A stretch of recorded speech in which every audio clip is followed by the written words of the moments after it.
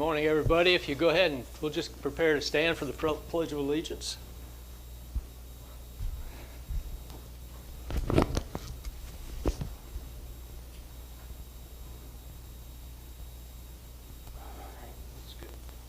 I pledge allegiance to the flag of the United States of America and to the republic for which it stands, one nation, under God, indivisible, with liberty and justice for all.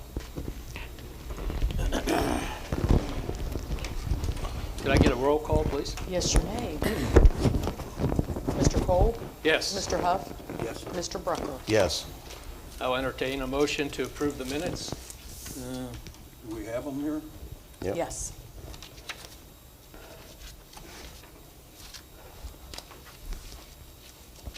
I can approve the minutes. The 27th, then November 27th, 2023, Morgan Township. Second. Mr. Huff? Yes. Mr. Brucker? Yes. Mr. Cole? Yes. Motion approved. I'll entertain a motion to approve the warrants. I'll make a motion to approve the payment listing from 11/28/2023 through 12/11/2023. Payment number 929-2023.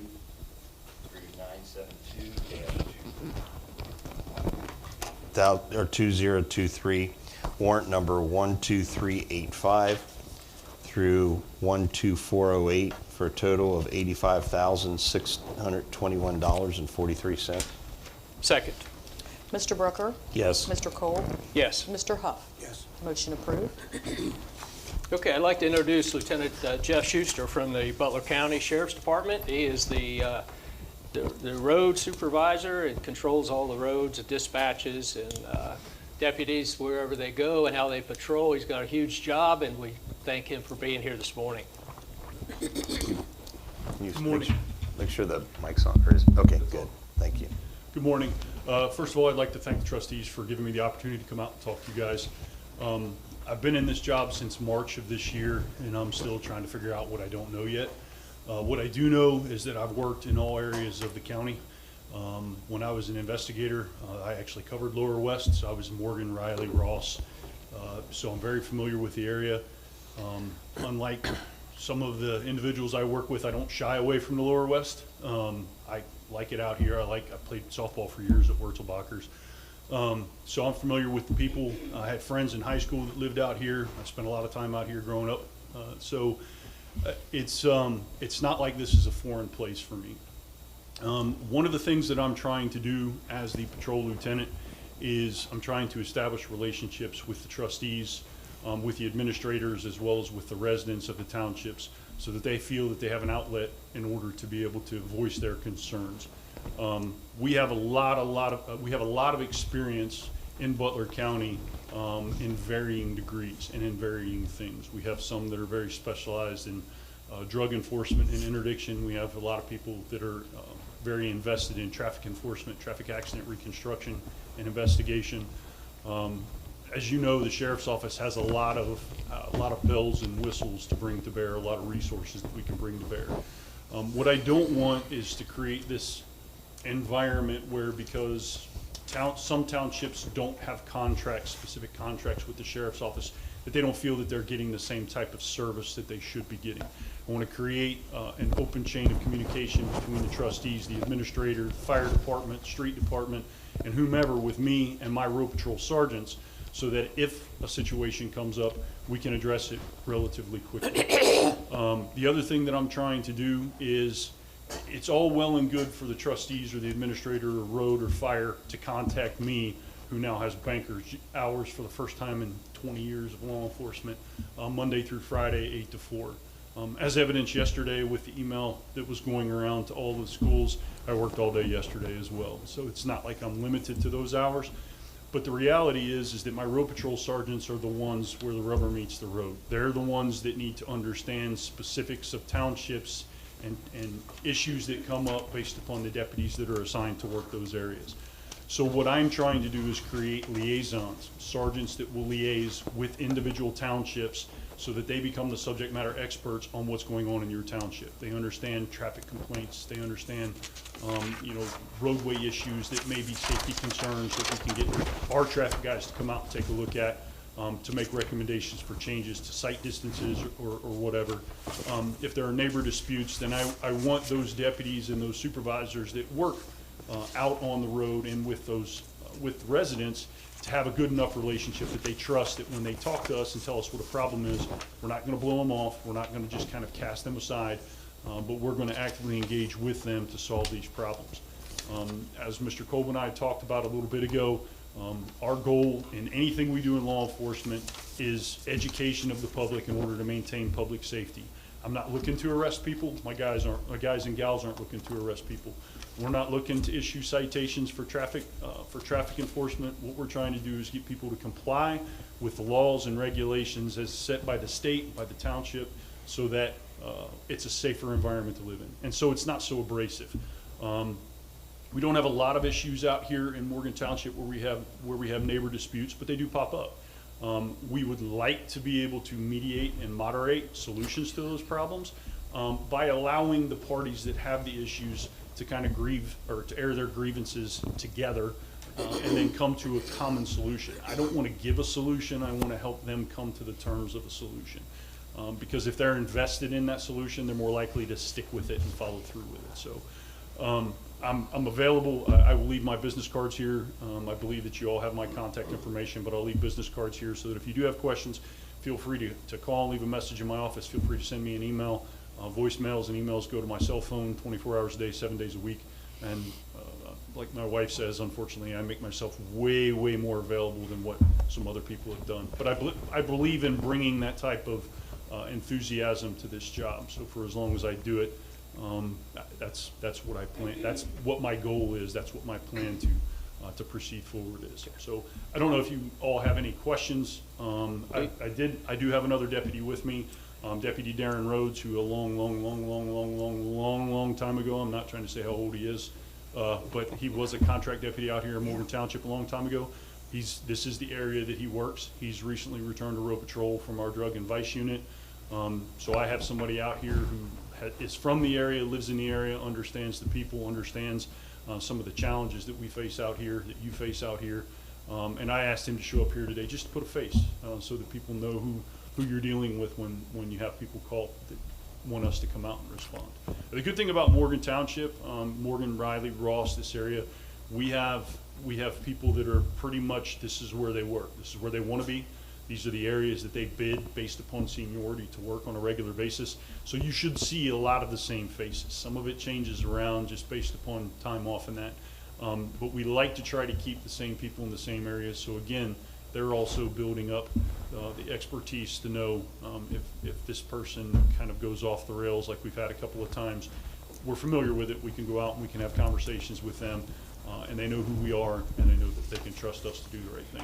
So if you guys have any questions, I'm free to answer them now. If they come up during the course of the meeting, I can do that as well. We all know Darren, and we personal thank you to him for being out here. His face is widely known, and we know he's a gentleman that we can all count on, and he's close by when we need him. So if there are any questions that we have, it'd be a good time to open it up. Or were you able to stay for the meeting? Yeah, I'll stay for as long as I can. I don't have anything until a bit later on this morning, but I should be good to stay. Okay, fantastic. Okay, Great. thank you. Thank you. Well, yeah, I just wondered, they had told me there was some kind of alert or alarm yesterday to the schools. Can you elaborate anything? No, Yes. You guys know about it? Yes. Yeah. At about, I would say about 1:45 yesterday, I was notified by our on-duty patrol supervisor that he had been notified by Ross Township Police Chief Burt Roberts, and one of our deputies was alerted by the Morgan principal, Morgan Elementary principal, that they had actually received emails to their school email addresses that were a part of a pattern of things that have happened in the last month and a half across the country. This goes Yeah, back. I thought I heard about something in this, Yep. yeah, in another state. Yeah. It was actually in Texas on Friday. There was another thing that happened on Saturday. I don't know where that location was, but this particular, I've seen the emails.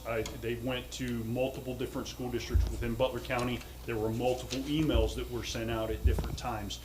139, 140, 145, I think they were, all identical. They all read just about identical to the ones that went to Texas on Friday. Very similarly used language in ones that happened before Thanksgiving. It didn't sound like a bunch of, or a kid putting this together, right? If you're going to multiple states, it's, So I don't know that the complexity of the way this went out leads me to believe that this was a kid. I believe that this is probably a bad actor somewhere out there, probably an adult. I don't know whether there's a foreign connection or a tie to it. Yeah. But what I can say is that as soon as we got this, we put certain things in motion. We sent people out to schools. We had deputies that were patrolling the parking lots. We had some other things that I won't discuss in public. We had some other things that were in place that we did to ensure the safety of the schools. Yeah. Based upon the content that was in all of the emails. We forwarded to our bomb guy, Mike Grimes, who has contacts with ATF, FBI, and the State Anti-Terrorism Task Force. And all of this stuff was vetted through them, and they all came back with the same thing. Obviously, we can't give 100% guarantee of anything in this world right now. However, this was so similar in nature to all of the other ones, they didn't feel that it was a credible threat. Knowing that, our school districts put out several emergency emails through the Butler County Education Service Center in the city of Hamilton. They were all pretty similarly worded. Again, to maintain transparency, because we didn't want parents hearing about this and then wondering why we were covering it up. There was nothing to cover up. But the sheriff's office in Ross Township and other law enforcement agencies allowed the school districts to take the lead on that. They understood how involved we were. They understood that we were monitoring all of that throughout the course of the day yesterday, that we did have state and federal partners that were looking into this as well, and that everything that we had, even up through and including this morning, it was all assessed to be a hoax, another swatting incident. We had security measures that were in place at all Butler County schools this morning, either through resource officers employed by us or by school districts, as well as having deputies present in the parking lots during drop-off and arrival this morning, just to make sure that everybody had a little bit more of a level of comfort as they were coming into the environments, so that they knew the sheriff's office in Ross Township and the city of Hamilton and Westchester and all the ones that were involved. We were aware of it. We were doing our due diligence to make sure that everybody was safe. I don't foresee this stopping. I believe that this is something that's going to continue to go in the electronic and anonymous world that we live in today. It's very simple to do things like this. the sad part is one of these, it may hit, you know. So and the we'd reason be complacent and, you know. The reason why we don't ever say we're positive that nothing's going to happen is because we can't ever guarantee that. We treat everything the same way. We give it the same level of attention. We run it through the same channels. We leave the subject matter experts in the intelligence field to assess it and determine the threat credibility. And then once they come back, we gauge our response so as to not cause fear and panic, but to make sure that people understand that we're there to take care of whatever the issues may be. Okay, thank you. I appreciate it. Great, thanks, Jeff. All right, Andrew? Just a very brief report. End of the year is fast approaching. As the weather turns colder, our crews are now training on chimney fires. I hope to have some safety tips out there on our Facebook page soon for use of your chimneys. The only other thing I have is a PO to Everbridge in the amount of $3,500. This is for the Nixle system that we utilize that sends out the notifications to residents with traffic, severe weather, different things like that. So we need to re-up that for this year or for next year. Okay. Are we getting the bang for the buck out of the Nexel system? Are you 100% behind that? I am, especially I think it was this year when we had the tornado that came through. I think in April went through Riley. Nixle went off before most of the other apps that we have. So in that aspect, just for the weather safety, I think it's a great thing.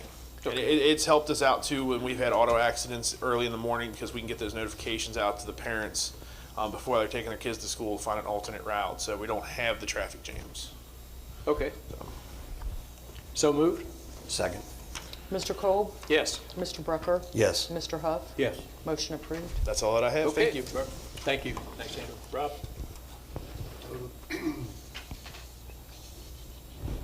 I have a signed contract with Scherzinger Pest Control for initial visit to the administration building here is one contract. Second contract is to the community center and historical building down in Okeana. The initial visit is $175, and then bi-monthly it'll be $65 a month. At the last meeting, you guys stated that you did not want monthly, you wanted bi-monthly, so every other month. So I had them rewrite it up, and that was worded. I gave a copy to Tina. She has it in her office. I did not make copies for you guys, but if you want to see that, they are in Tina's office for the Scherzinger Pest Control for spraying of the administration building, the community center, and the 1858 building. I've turned all the paperwork in, and we should be all good to go for our paving for next year through the money that the county engineer's office and county commissioners have put forth for our paving and for our restriping that we'll be paying for ourselves, as well as the additional amount of paving that we'll be paying for ourselves. That has all been turned in. So we should be all good to go there. And the last thing is we've been doing some last minute dirt patching on North Wire Road. Trying to get ready for winter time here. The stuff that was at the bottom of the list, and since we've had some decent weather, it's given us a chance to try to get that before winter time gets here. So that is all that I have. Okay. Thanks, Rob. Dale? Okay, I don't have a paper report today, but I do have two things, okay? First of all, the BZA meeting was held Thursday night. It went very well. Mr. Gaines was granted his variance to build his pole barn. The second thing basically is I attended that Miami Valley Planning and Zoning Workshop in Dayton 2 Fridays ago. Friday last. And one of the very first meetings I attended was, will your meeting go off the rails? Was the title of the meeting. And in the handouts of sets and stuff, they gave out this little list of Robert's Rules of Order. And I thought it was appropriate, since we had discussed this before in a trustees meeting, and that perhaps you look over it, and we begin January with looking at things that we could apply and make rules for our meetings here in both the trustees, the zoning, and the BZA to follow as much as possible. I'll leave that up to you guys, on that respect for the trustees' part. I will be implementing it in the zoning and the ruling pieces more so. Any other thoughts or questions for me? Nope. I think we're okay. Is that it? Yep. All right. Thanks, Dale. Mrs. Cox? Okay, I only have one thing. I have to correct the minute meetings from October 5th. I would like you to approve amending the October 5th, 2023 trustee meeting minutes. Wording that is located on the second to last line should contain the bolded wording that was left off. The second to the last line should read as follows. Her statement was, you said by statute the deck is in compliance. How is that possible? No drawings, no certificates, and no building permits. Okay. And on the township side, the only thing that we would be responsible for is a drawing and a certificate, which both have been complied with, correct? Well, I mean, on the certificate she's talking about, Jeff, this was the 2016 certificate that was done by Ed, so it's not my portion. Everything that I have done in that respect to this particular incident, we do have drawings. Okay, so everything is brought up to compliance as it stands. Right, this except for moment. that 2016 that was done by Ed. Yeah, there. So we can't, And that's res judicated Okay. in terms of everything else. right. It's over, it's done. We're just reassuring the board's position that we Right. have not misstepped and that we can change the minutes to what Yes, was because said to I did leave reflect. out you said, and how is that possible? Okay. From her Very- statement, not anything you guys said. Very well. Okay, so moved. To make them, yeah, please. No, let's finish this. This is just on me to correct my minutes. It has nothing to do Okay, with hold- anything. I'll second it. Okay. Okay. We got a motion, we got a second. Mr. Cole, Mr. Huff? Yes? Yes and yes. Motion approved. And you got Mr. Brooker, are you agreeing with this? Yeah, yes. Mr. Brooker, okay, motion approved. And a certified copy, I will do a certified copy and attach it to the October 5th minute meetings. Okay. Okay, that's all I have. Okay.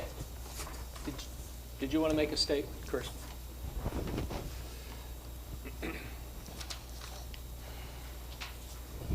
Chris Gaines, 6875 Hamilton Scipio Road.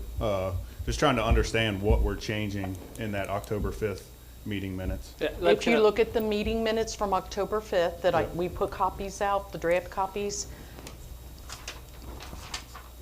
the words, she was talking to Mr. Cole. Correct. The words you said, meaning Mr. Cole. Correct.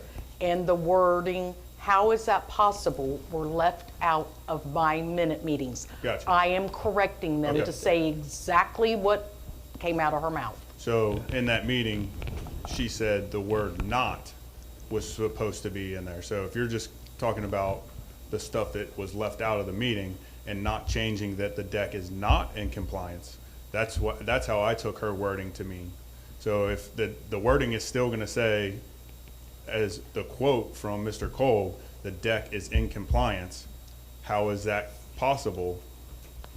And not to say. I'm correcting her statement only. That's the only thing that's being corrected. Right, I'm so not that correcting anything else. Her statement will be That's corrected her to. statement. Her statement will be corrected to, the deck is not in compliance, and the only thing that's gonna be, or the deck is in compliance, the only thing that's gonna get changed is, how is that possible, is gonna be added. The only thing that's going to be added is, you said, and how is that possible? Okay. The That's others, it. the others So it'll remains the say, same. you said, the deck is in compliance. She was speaking How to is that Mr. possible? Kolb, Right, saying, you said. right, yeah, a quote And that then, Mr. Kolb said. how is that possible? Correct, so. No you said, and drawings, how no is that possible? certificates, and no building permits. Right, so you said, and how is that possible, will be amended? Yes. Okay, thank you. All right, thanks, Chris. Okay, Mr. Huff? The only thing I had, last Friday, me and Rob went on a tour with Rumpke. They invited us on a tour of the facilities, and we took them up on it. Me and Rob went. And mainly it's on the landfill and the recycling facility they have, which is tremendous. It's a $32 million facility, and if you see all the recycling stuff that goes through that building, you'd be amazed, because you're thinking, if it wasn't going in here, it's going to be going to that landfill. That landfill would have been filled up 10 years ago. And now they proceed that they're going to have at least 30 to 40 years left at this present moment. Not saying they're going to buy any more property or go elsewhere or whatever, but they've got at least 30 or 40 years left on it. And I don't know about Rob, but I was pretty amazed. Like you said, it was noisy, and that thing, I think we walked a good half mile through all the steps and stairways and shakers and noise. I mean, it was unbelievable. Now, this is the second building they had, because the first one, it burnt down, and you wonder how that building could burn down. Well, what happened was lithium batteries get stuffed into the trash here, and you don't know anything about it. And they eventually that's what catches fire. That's what caused the fire, they believe, in 1990, I believe, well, 96 or something like that. Anyway, now they just installed, and it cost over $1 million for a radar detecting piece of equipment that goes inside there that detects these lithium batteries. Because once it gets out of control, there's nothing they can do. There's so much cardboard and plastic, everything's flammable in there. So but by the time it all comes out, if you see it, like I say, it starts out just one big pile of everything. And by the time you go out, it spreads itself out, and you got cardboard over here, plastic over here. Yeah, it was pretty amazing. And we owe a debt of gratitude to the Rumpkes, I think, because if they weren't here, we'd be stacking it back in the 60s and 50s when I was a kid. Every farmer had a dump in their backyard, just about, or you had a friend that lived in the country. That's the only way. And there was a city dump, I believe, in Hamilton, but it didn't, you know, it would have been filled years ago. So all that's been filled, and Rumpke's taking care of us. And we got a very good neighbor here. One of the CEOs lives out on California Road, Jeff Rumpke, and he's offered our help in any way that they can. And Jeff and them, we were talking, we might take him up on that, help us out with the park a little bit there. So, but anyway, I just thought I'd let everybody know, you know, we went through it, and it was well worthwhile. Do you have anything else to say on it, Rob? Yeah, one thing I'd like to make sure people know is Morgan Township's one of the largest recycling townships in the county, and we still have the original containers here where we can flip the lids up and put stuff in, and as long as we keep doing like we're doing, we'll be able to keep those. But like down in Riley and other places, they've now put these lids that just have a slot or a hole, like to put your cans through, or you have to break down all your cardboard to put in. And the reason they've left ours alone is because for the most part, they don't have a lot of rubbish put in as far as household garbage. They just have recyclables put in. So, and I try to go through those on a regular basis. I don't go through them every day, but try to look through if I see something that doesn't belong in there. Like, for example, I found some brake rotors and some struts that were tossed in there.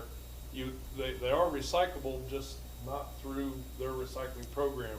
So I dug them out. Next time we take a load of recyclable metals to Cohen or whatever, I'll take them down there. But that sort of stuff is not to be recycled. Just keep it to your cardboard, your newspapers, envelopes, magazines, metal cans, milk jugs, just that type of stuff. Your little Tykes toys and stuff that your kids have that are broken, that can be recycled, but just cannot go through here. So I ask you not to put those in there, because they just can't. When they get down to the recycling plant that Daryl and I toured, those are just pulled off and tossed in the regular trash anyway, or well, I don't know if they exactly go to the regular trash, but they're not they're able to recycle in a normal fashion of what we got out here. So as long as we can keep that down, we'll still have the same that we have, where you can just throw your box in, flip the lid up, and on your merry way instead of having to break everything down. So the dumpsters are dumped every Monday and Thursday out here, and they are packed full every time they dump. So the people that utilize this, they're doing a pretty good job of policing themselves. So just keep it up, just so a few people know that we can't recycle, heavy metals like brake pads, struts, swing sets.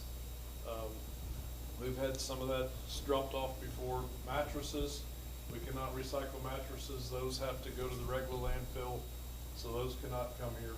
And those are things that's been dropped off here and at our Shandon location where the firehouse is. Okay, that's it. Right. Another thing I was going to say, we rode in a van, big windows in it, to the top of that landfill, and you could see from the top of that landfill, and we was on a cloudy day, but you can see clear to Indiana, just like it was just right over the hill there. It almost takes your breath away. You're so high up there, and it's got further to go. And I don't know if you ever noticed, but on a lot of the landfills you see on TV, like New York and places like that, you see all these birds flying all over the place, and a lot of them are seagulls. Well, Rumpke used to have that problem years ago, and now they actually pay a guy from the EPA that his full-time job is to run birds off that landfill, because they don't, damage equipment, they spread the trash all over, you know, things like that. But they actually pay a guy 24, well, not 24 hours, but he's got a full-time job doing nothing but scaring off seagulls. So just another interesting fact. Good to know. Thank you. Yeah. All right, Tom? I just have executive session for, well, you want to do that now, or you want? No, let's go ahead and finish up the. Okay, go Go ahead. ahead and finish up the public comments. Do we have anybody from the audience that would like to present today?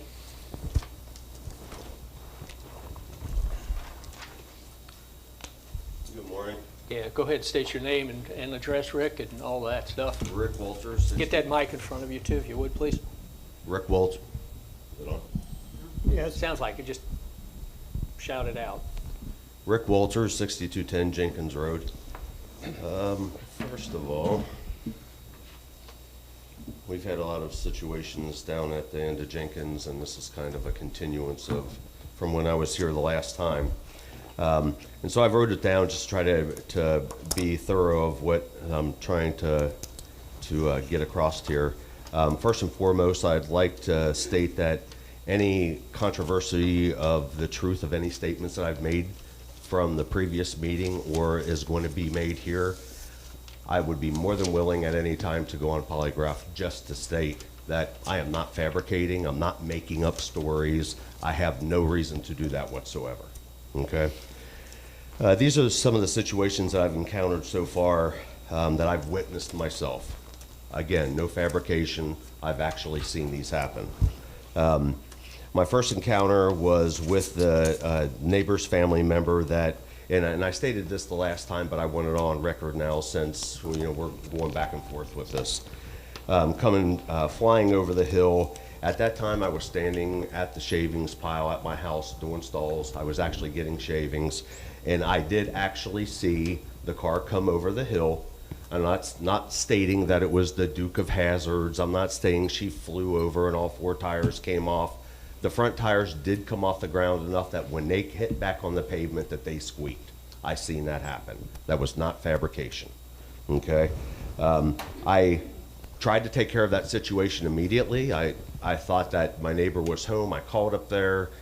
Somebody else answered the phone and said, I had a screaming baby that needed a bottle. We needed to get down there as soon as possible. Do not say anything to him about that, referring to my neighbor. It's unacceptable. I don't care who it is. I don't care what your situation is. It's unacceptable. Somebody's going to end up getting killed down there. They can try to sugarcoat it that, oh, it's not that bad. You're stating like, you've got some horrific situation. And again, it's not just the neighbors. It was part of my family members. It was UPS. It was Amazon. It was Amazon Prime. It's not just one person. I drive very respectful. Two of my neighbors drive very respectful. A lot of them don't, okay? The second situation of a major situation I had down there was a Miami student that was actually running from the cops because he had 2 beers, coming from a party, said he passed the cop turned around, he thought he was being chased by the cop, he came down there at an irate speed. I was actually on a horse in my barn, my nephew was out riding in my barnyard, through the driveway, back into the barnyard.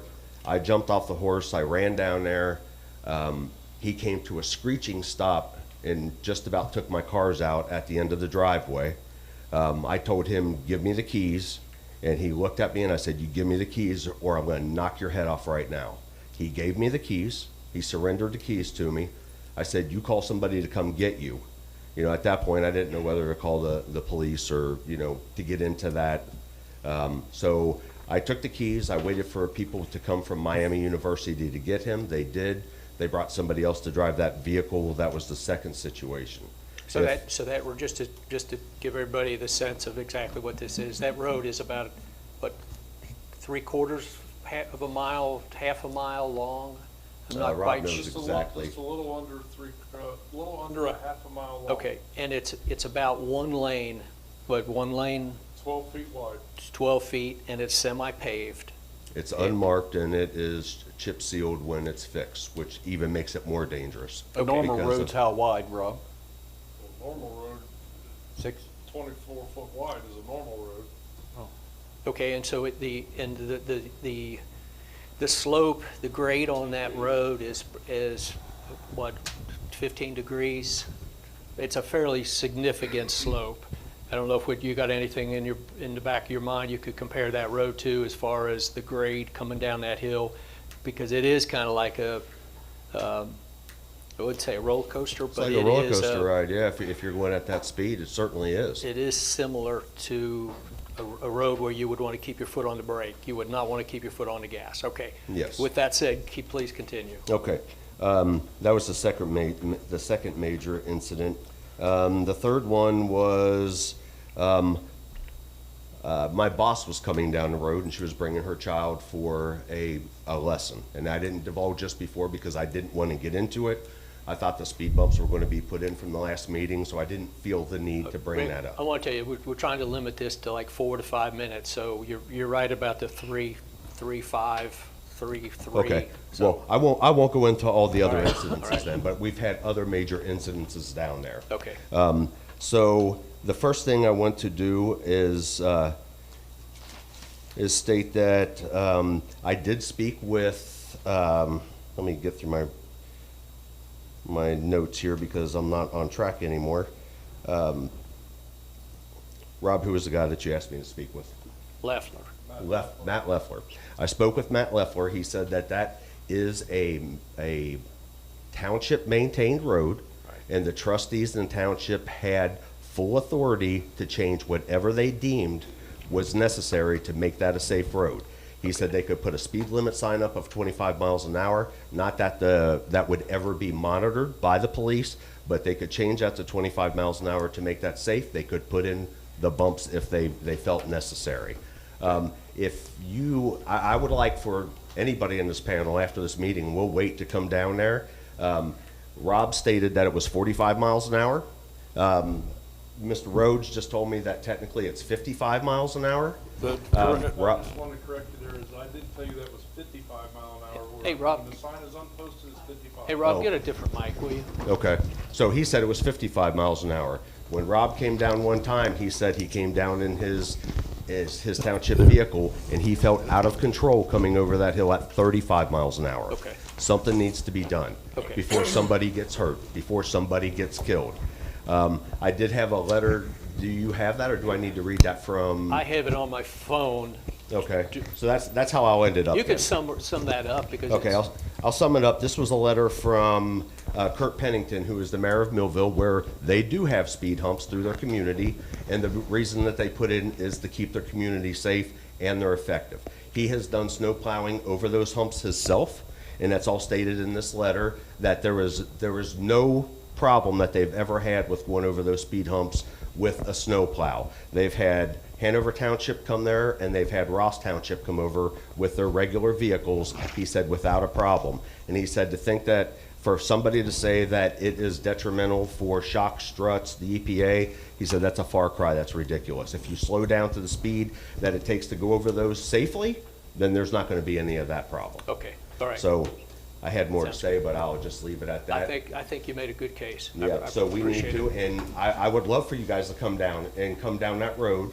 I would like for you guys to come down after this meeting, we'll wait, and come down and see actually what it would be like even going over that hill or past my other neighbor's house who has small children, to think of coming off of Jenkins Road and to be able to go over that hill and pass her house at 45 or 55 miles an hour is ridiculous. You will have dead kids. Okay, all right. If anybody follows through with that. All right. Something needs to be done. I'm gonna push, and I'm gonna push, and I'm gonna keep pushing until we get the speed bumps put down there. It will all stop at that point. Okay, all right, Thank you. appreciate it, thank you. Kyle?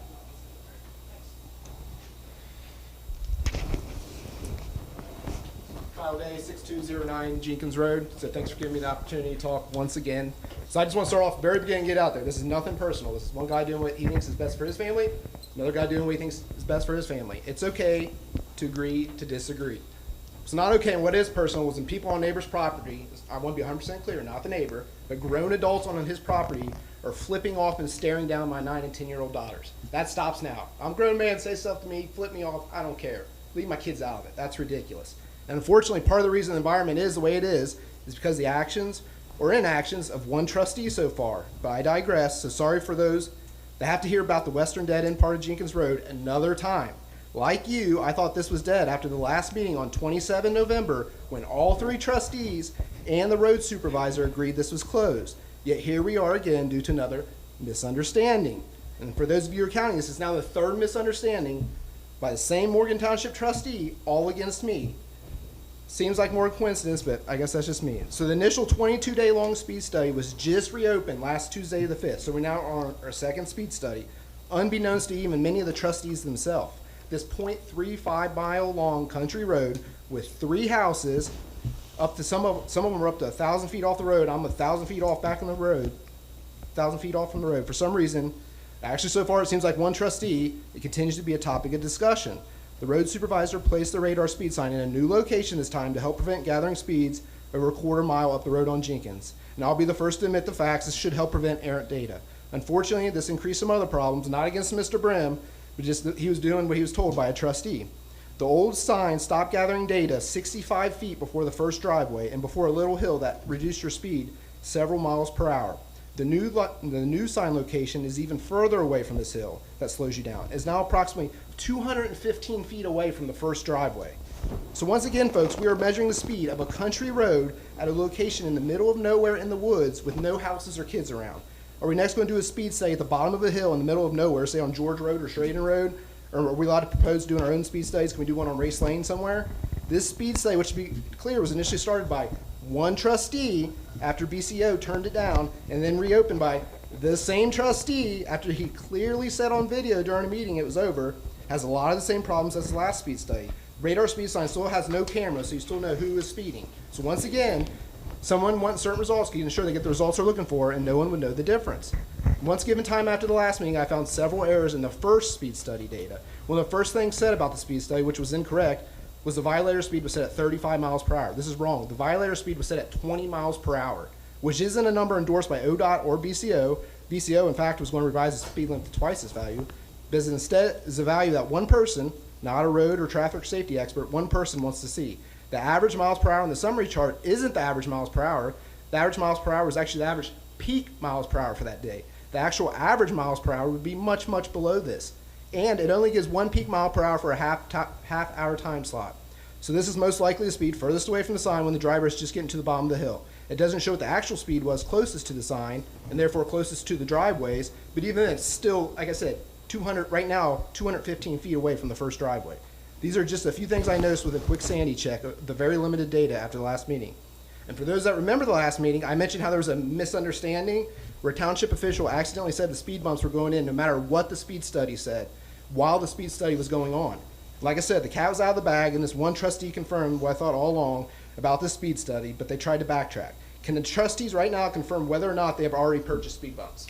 Can you agree that we have 2 passionate residents that are in dispute over the speed? And I'm just trying to get the facts, and I'm almost done. No, you listen. Okay. That we have a potentially dangerous situation on a road that cannot be resolved without the right information gathered. Can you agree with that? I'm trying to gather, and I say do it right. Okay. Like I said, it's 215 feet from a driveway in the middle of I hope Deputy Rhodes or whoever can come down with us and look at it, where it's at right now. I am sure they will. Okay, I'm looking forward to Okay. it. I hope so. And they'll also, can we answer, have speed bumps already been purchased? and they will also have their comment that concerning what they're hearing, because they've got experience with this kind of a situation, and we're depending on the law enforcement community to enforce the law in this township. Okay. This is a law enforcement issue in this township.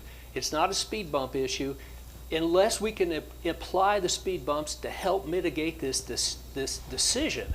Now I know you've pointed to me at several times. I didn't say, I said one trustee, I didn't say anybody's name. But I think you have to understand the situation you're and you putting have to the understand, township. I'm an impacted resident, I live there. That's why we are going to the nth degree to address And once this, again, did we Kyle. already purchase speed bumps? Yes, we have.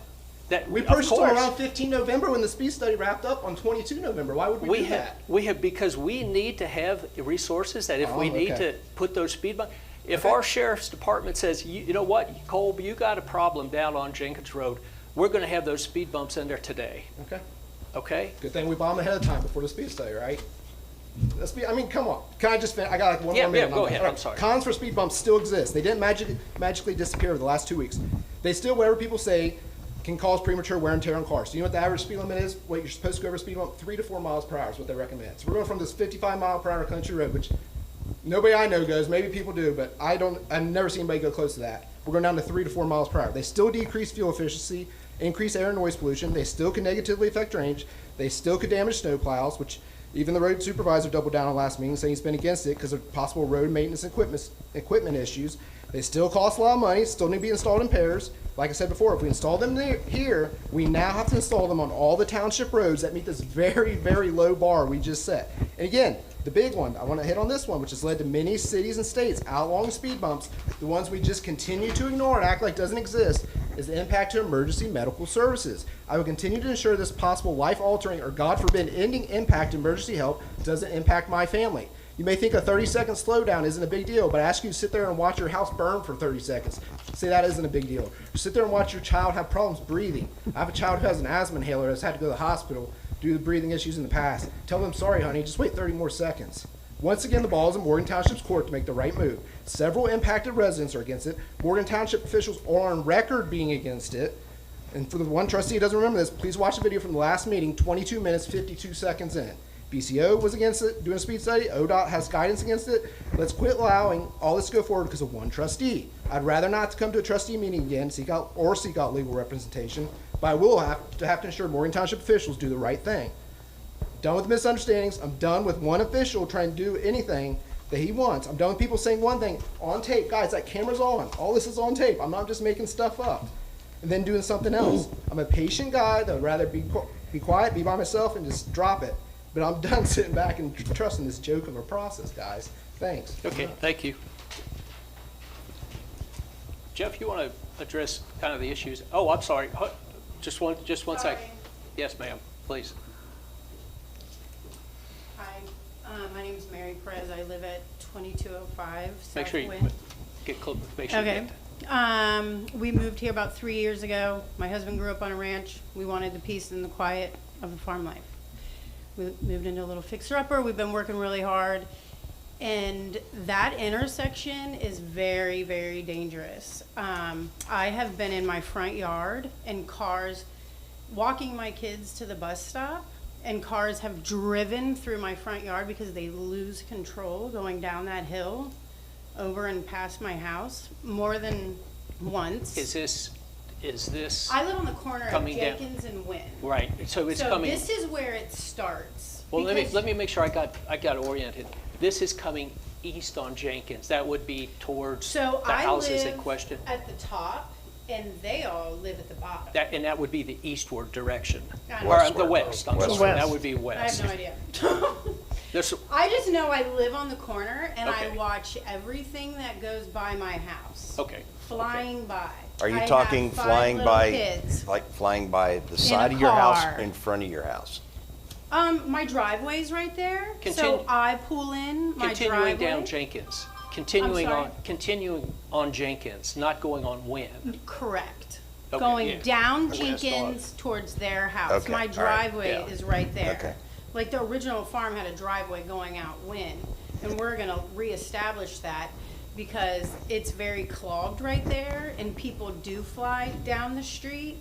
But it starts at the top of the hill, and if you Yeah. talk to the bus drivers that have to pick up all these kids that even are on another street, it's a major safety issue. So the problem really starts further up the street. My kids have almost got plowed several times. So would a speed bump help You know, your honestly, situation? so we have all sat around our kitchen and discussed the issue. We don't know if you should have like a flashing stop sign up there or whatever to slow traffic down, because people come down around the hill and they lose control, and if they can't make the turn, then they do fly down Jenkins. So hold on, you're talking about people flying down the hill, They're coming coming- from Chapel. Correct. Okay. Correct. Not the dead end part. Correct. Okay, It's all right. starting way up here. And all the finger pointing, there's just a lot of like bad neighboring and disrespect going on. If we want to be honest about the situation, we could all be adults and communicate better with each other in regards to what's going on back there instead of everybody fighting. But I'm telling you, as the mother of 10 children on this farm, fixing it up, trying to find peace and tranquility in Morgan Township, the problem starts up the street. And unfortunately, and you're not gonna like this, but a lot of the speeders are his family members. I came home from work Saturday night at between 6 and 6:15 and getting my mail out, and they're impatiently waiting behind me, and they fly around me, but then they slam on their brakes because the speed thing is on. If we want to point fingers, we can point fingers all day long, but let's just fix the problem, because somebody is gonna get ran over. And it starts way before down the street. And that is real. So if you wanna see what's coming through and talk to even the neighbors down the street that have to put their kids on the bus, and talk to the bus service, because they all know it's an issue for picking up the kids at the bus stops. And the people driving through my yard that lose control going over the hill. Sorry, I don't wanna talk about this because it's straight drama, but something does need to be done, but it needs to be done without pointing fingers and fighting whatever. Does that make sense? That's the intersection where I'm saying we're coming over the hill, and if anybody came over that hill at 45, 55, or 45 miles an hour and passed her house, and I totally agree with her. You know, that's why I said before, it's not just one situation, it's just not just one family, it's a multitude of people. Something needs to be done. She's gonna end up with a dead child.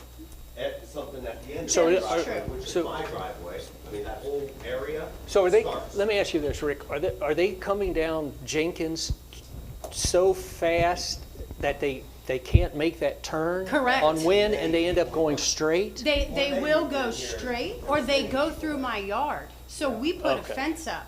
And the Okay. people that live there before us, they have poles up for people for the same thing. So is that it are pe- still in my yard. So it's not people going down Jenkins, going down to the dead end all the time. It's people who are No, trying to. it's family members coming in and out, friends, clients, whoever, and it's people just traveling the road.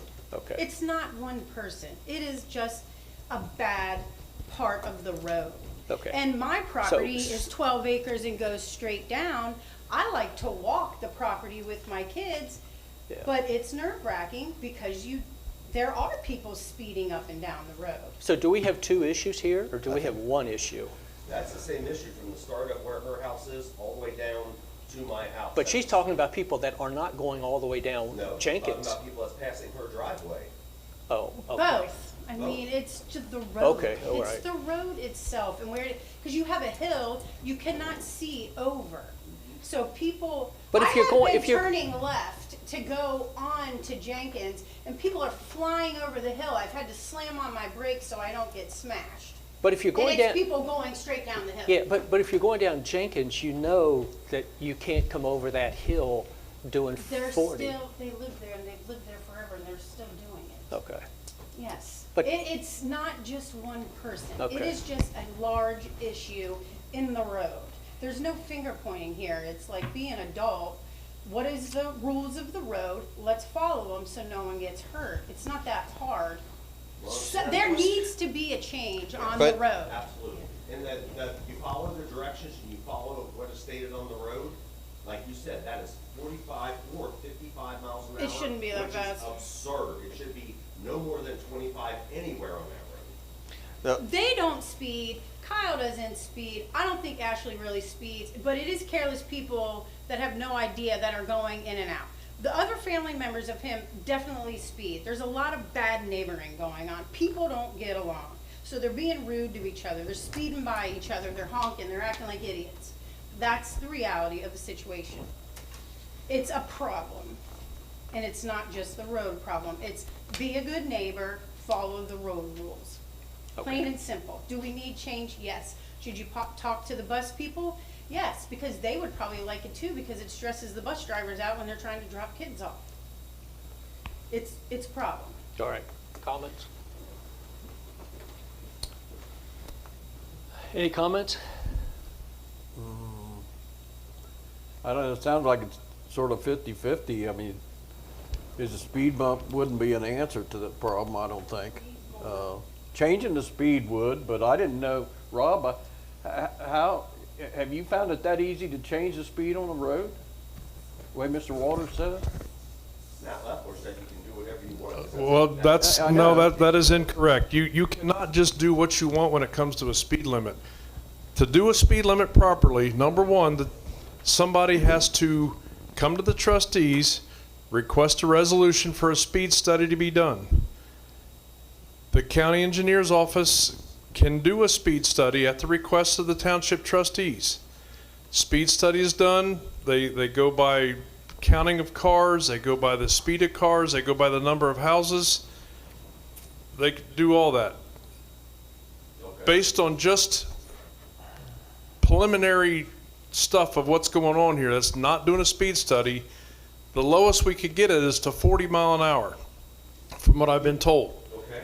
However, now this is facts here that I'm stating. I don't know, I don't remember what, well, let me just state the facts. The facts are, it has to go that way. The county and the township are not the ones that set the speeds. The state of Ohio sets the speeds. The county, at the request of the township, does a speed study. It's then sent, the county does a speed study, has a whole form that they fill out of everything on that form. I wish I'd have printed that out, but there's a form that they have to go to that has all this stuff. All the boxes have to be filled out. That's sent to ODOT. ODOT takes all that into consideration, and then they go and they set a formula. Now there's one quick, give me another microphone. There's one quick thing that we could do.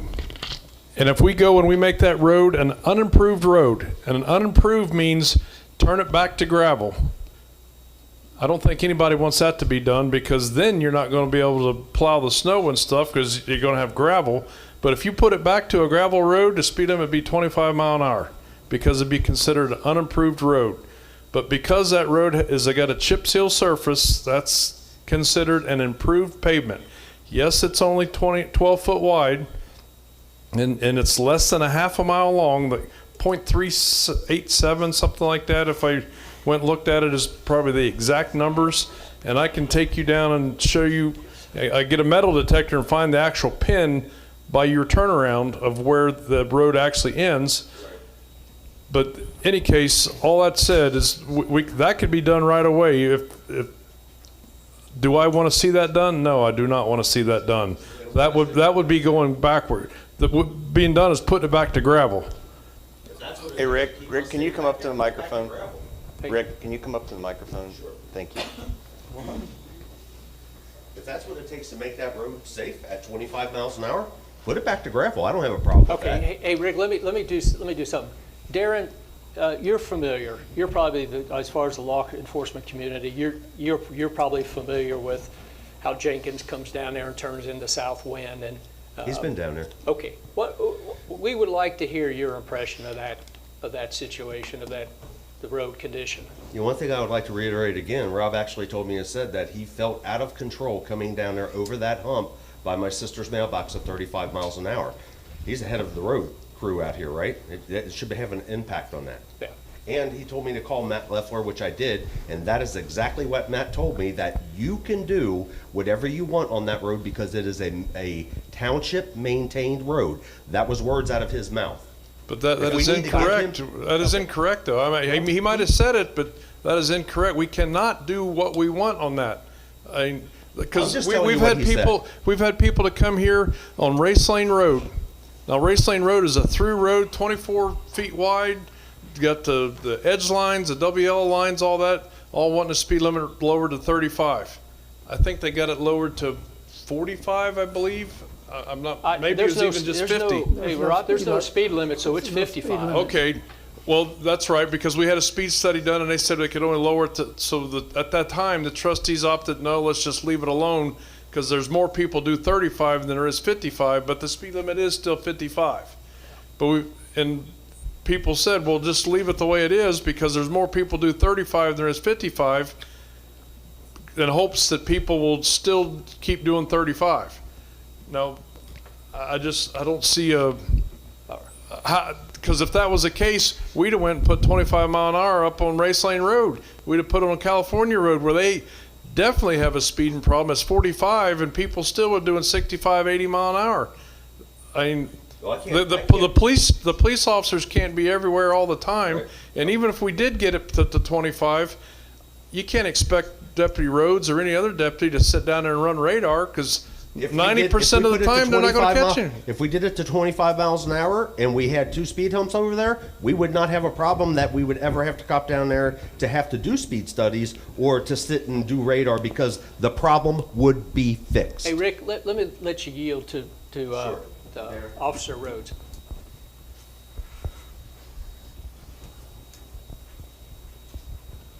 My name's Deputy Darren Rhodes. Like Lieutenant Schuster had brought up to the trustees, I've been a long time resident of Ross Township, along with a contract car out here in Morgan. Back in, I believe it was, not to know the approximate dates, but 2007, 2008-ish, before I then moved on to K9. Back in the day, I know that there were several complaints at that intersection. I believe you have 2 issues here, just with my opinion. You have an issue if you are traveling westbound. As Mr. Colbert said, there is a hill there. It's very, very hard to see over. I actually, before coming to this meeting today, I came up Southwind out of Okeana from my outer patrols on the outer west end of the county, or the township. I moved up Southwind up to Jenkins, turned right where the stop sign basically says if I'm turning right, I do not have to stop, proceeded up over that hill. Is there an issue there with that hill? Absolutely there is. You cannot see over it coming westbound. It is that I did not see a speed limit. I brought it up to Lieutenant Schuster. I believe that is a 55 mile an hour roadway. I did not check the speed limit signs to see if there was one posted on the south end of that intersection at Chapel, because I turned right onto Chapel Road and proceeded here for the meeting. I know that I've been down that road, both to the neighbor's residence that was just up here for a complaint.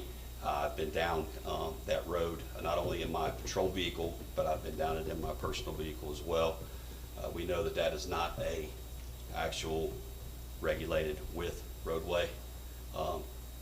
Would I go down that roadway at 55 mile an hour? Absolutely not. Would I go down it at 45 mile an hour in a patrol vehicle? Absolutely not. It's a downhill grade where I know in the past I've been on the brakes all the way to the bottom. I'm more than happy to do whatever the residents of Morgan Township would like me to do, the trustees. I can sit down there, I can regulate the speed, I can start to write tickets if that's what needs to be done. But I do know that as one of the people that came forth, that yes, you do have 2 issues there. You have that roadway that goes off of Jenkins there at Southwind and that intersection. The people that are coming off the other roadway there don't stop at the stop sign. There have been complaints there prior to where I went out on traffic violations for them running it during school hours. But there is, that hill is a blinding hill there. Do you have any recommendations? Having you sit, I don't want to comment on having you sit down there because that's kind of a legitimate idea. But past that, do you have any recommendations as far as it changing that road, the Jenkins portion of the dead end road, to inhibit speeding? I mean, I'm not down there every day. I don't go down there every day. I am in that area every day when I am patrolling and I'm working. If it's a concern to the residents there that live there, I believe that yes, if they are speeding down that road, it could be dangerous, very dangerous. Yeah. It's not a regulated width of a 2-lane road. Do I think that speed enforcement can be done on it? I'll sure give it a shot. I'll be in the area. I'll make sure that people see me. But I think that you not only have one problem there, but you have two due to the hill on Jenkins. Yeah, I don't think I don't think people are gonna be happy with the results, because these people that are gonna get the tickets are gonna be the relatives and the people that live back there, 9 times out of 10. Well, you're saying that, Rick, but what if it's one of your kids or something, you know? a bit, not one But- bit. Well, Darren, Well, I mean, that's what, if it's not posted, it's 55. So you said yourself, 55 is unsafe. So if somebody's going by at 45, which is still unsafe, you can't cite them because the post speed limit is not posted as 55. So I'm not saying anybody is going down there at 55. 45 is still too fast, but you can't tag them for that. So what's the answer? I don't see where traffic enforcement's going to do anything, because the law is. I would just hope, like Lieutenant Schuster said, just the presence of me being there may see my patrol. What about if we posted a new speed limit sign? If we have the ability to do that? I would say with the safety of the road, the width of the road, I would, in my opinion, and I believe Lieutenant Schuster would probably agree with me on this, I would say that would absolutely be a start. And then if the speed limit goes down to where we can then get down there to, which I will, enforce that, we will do that. If we did this, the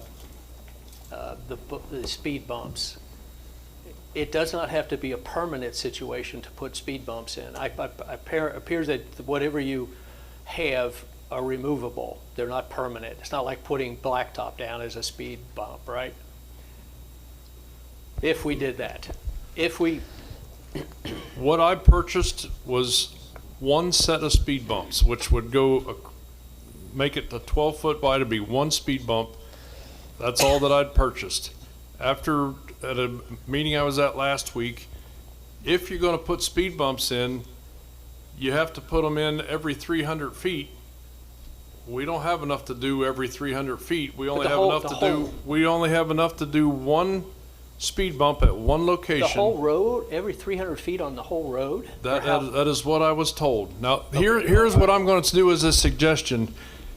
Before we do anything, and everybody keeps saying that we can do what we want, we can put a speed limit sign down. I don't believe we can. I think what we need to do here is the township trustees, myself, need to get with the county engineer's office, who we take our guidance from. Now, yes, ODOT is who the county takes their guidance from.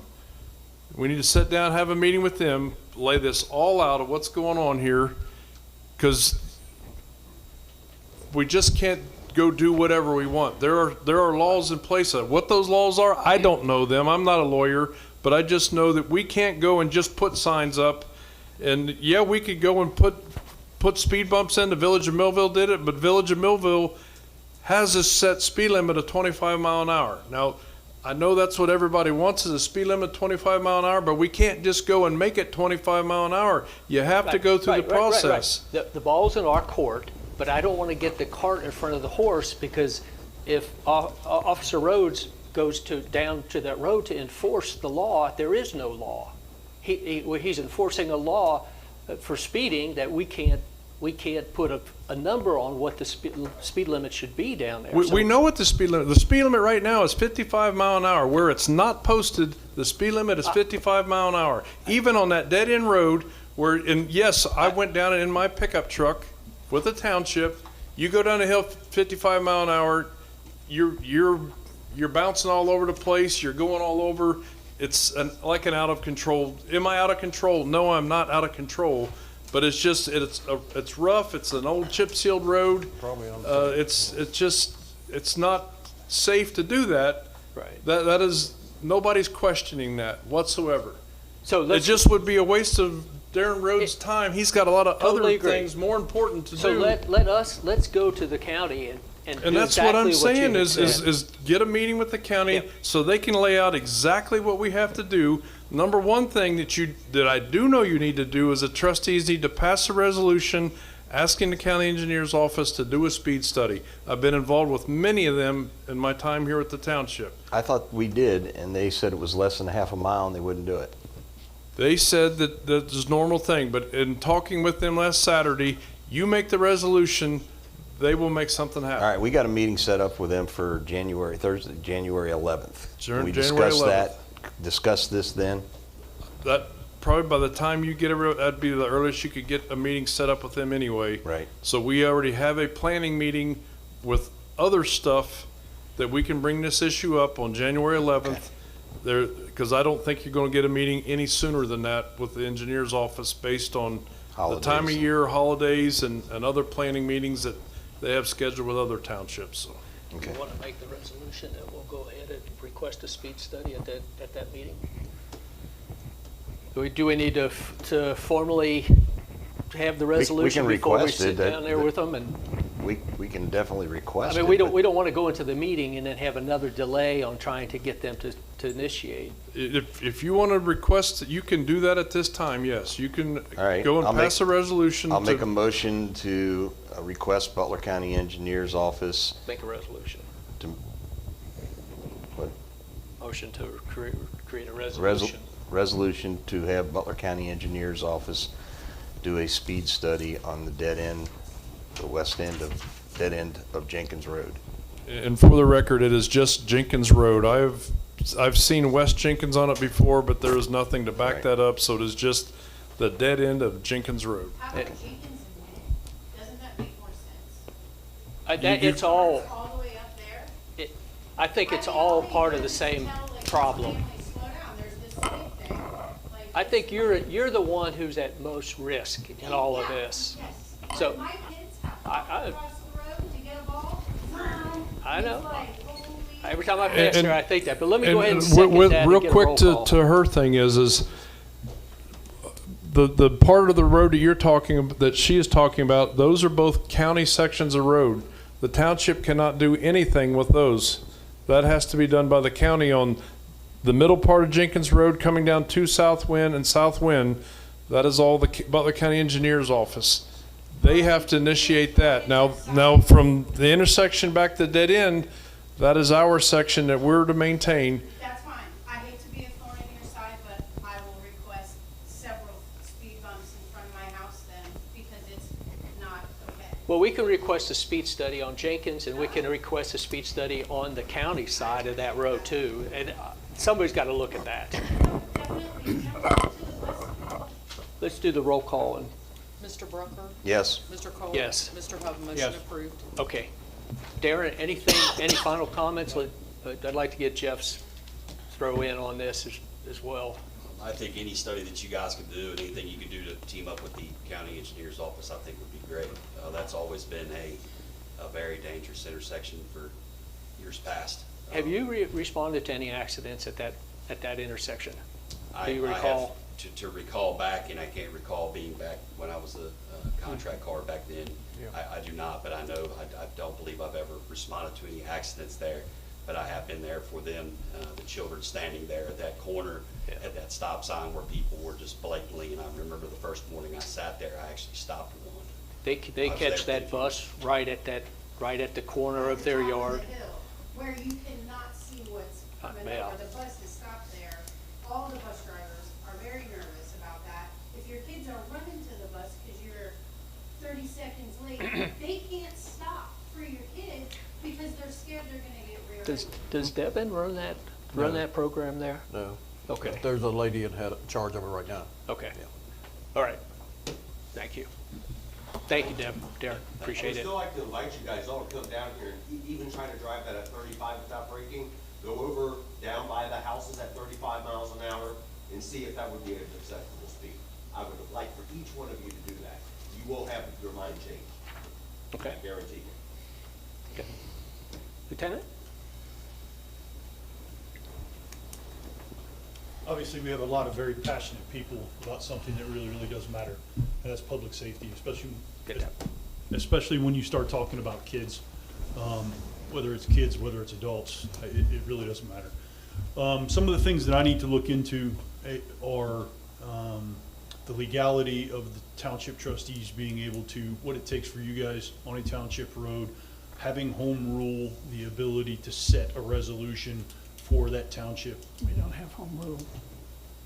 We don't do, we're not a home rule township. Okay. So, look, that answers part of that question. But then I can contact Matt Leffler and I can contact people at ODOT and try to get some input from them on what they think is feasible and possible. Just sitting here listening, best case scenario would be to cut that hill in half. But, I mean, now you're talking about a little bit of money, a little bit of more of a dramatic change to the schematics of what that roadway is. And as Darren said, and as several of the speakers have said here today, there's a combination of problems here, not the least of which is, I can't remember how the lady exactly termed it, bad neighboring, I think is what she referred to it. I don't think anybody's just being a bad neighbor. I think people are very passionate about safety, and we've gotten to a point where there's nothing productive that's coming out of conversations that are happening on Jenkins Road. In that instance, that's where we get involved. I can absolutely have deputies sit down there, whether it's doing paperwork, whether it's doing traffic enforcement. It's very difficult to do traffic enforcement in a 55-mile-an-hour zone, even on a 12-foot wide road. They would have to, where would you locate them to observe that road? Would you have to be backed up a driveway? You couldn't be on the road, it's not even wide enough. Well, it's amazing what a car parked, or a cruiser parked on the roadway, kind of half on the roadway, off the roadway with its red and blue lights flashing on top of it will do. That'll slow people down pretty quick. I don't want to get to that point because it's not a permanent fixture and that's not a permanent solution. I agree. But I also understand that you have, in today's age, you have delivery drivers that my street is flat, level, and you can see for a quarter of a mile in each direction. And I sometimes feel they pull into my driveway on two wheels. I mean, it's not just the family members, it are other people that are coming into these areas to make deliveries, whether it be food, packages, whatever the case may be. And maybe signage, something along the lines of signage, talking about dangerous intersection, steep grade ahead, narrow roadway ahead, no shoulders ahead, something of that nature to give that warning to people. But even then, it's if they're paying attention. You know, Jeff, the bad part about this is putting these signs up is warning people that don't know about it. But the problem seems to be that the neighbors that live there are the ones that do it. So they do know about it. It's just not, adjusting to the law. Yeah. So, and I would agree with that. However, looking at some sort of a phased approach to making some sort of an impact, if I can slow one car down, that's one car I've slowed down. And if that's, something that takes minimal effort, minimal financial contribution from the township to get done, I'm willing to take smaller steps to solve the overall bigger problem. I just don't know. I don't know what all these small steps we can put together to make an impactful change. I'm not a fan of just doing things to say we're doing things. I want to see some sort of a positive result out of that. And ultimately, what we're trying to do is make sure that we're keeping anyone that lives in or around that area safe with the vehicles that are traveling on the roadway. Okay, so we will leave it there, and we will address, as we have mentioned, that we will be dealing with a resolution to the county for assistance in understanding this speed issue, and then go based on their recommendations. We will pursue that. What else I would offer the trustees, if you would like somebody from our office to be present at that meeting, I don't know how that works, just to give the perspective from a law enforcement side. We're supposed to be a disimpassioned, objective third party. We can explain that having the experience of someone like Darren or Jeff Duke or any of the other guys that work out here in those times. We can also compile some statistics to take a look at traffic crash data throughout there. I can pull those things myself as long as it's within a certain time period. We can present those kind of things. I don't know if that would be helpful. I don't know. We're certainly willing to partner with you and the county and the state to do whatever we can to try to make this intersection and this roadway safer. It is much more powerful if we make our case with your endorsement. So we will definitely take that on as a partnership with you guys. Okay, and like I said, all you have to do is just let me know when and where. I can compile a whole bunch of information, whether it's needed or not. We have it there. We can present that, either myself, Darren, or both of us. It doesn't matter. Okay. All right, fantastic. Thank you. Thanks. One quick thing I'd like to point out here is, myself being the road superintendent, I don't want to see anybody's kid get hurt, killed, but I also gotta do things that's fair for everybody. So,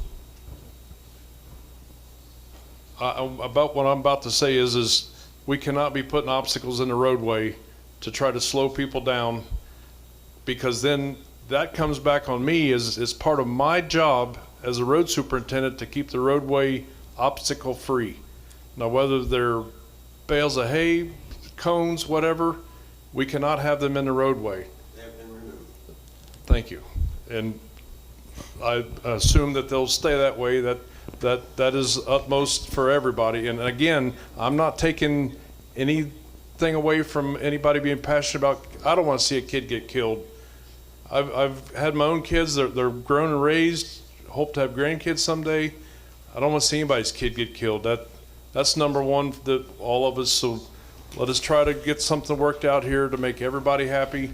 But also, everybody needs to work together and be respectful of everybody. And I'm not pointing any one person out, I'm saying that to everybody. And I'll try to do what I can to make things as safe as we can. Enough said. With that said, I'll have a talk with every one of my family members to make sure that if any of that was truth of any of that will stop.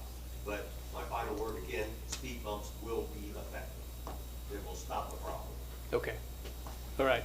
I think we're ready to go into executive session if you. All right, I'll make a motion to go into executive session to consider the appointment, employment, dismissal, discipline, promotion, demotion, compensation of a public employee or official. Second. Mr. Brucker? Yes. Mr. Full? Yes. Mr. Hunt? Yeah. 11:23. 11:23. Motion approved.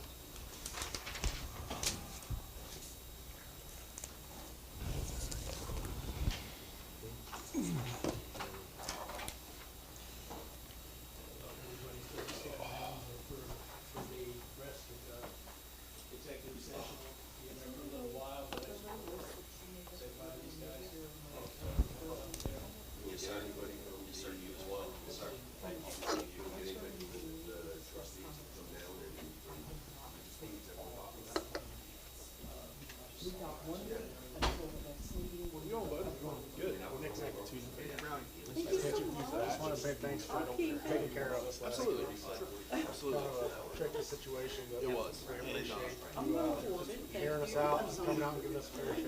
Absolutely. And I've spoken to Captain Bonds. He had the similar idea. He was going to go Yeah, to another thank you, personal thank you. plans just to Do I have one of them, sir? But Thank you, Jeff. Well, that's fine. I'll just make a copy of theirs. No, I'm Ricky. Nice to meet you. we can't expect people to put sprinklers in. I said it's different with wholesale fire than it is burn down. I was like, you guys have the suppression system. And I was ignorant about that until I went down to Harrison's and Matt Nichols looked at me. They're in suppression. And he's like, yeah, but all their suppression systems are built into the machines, they have explosion protection. Like, your big problems are right here.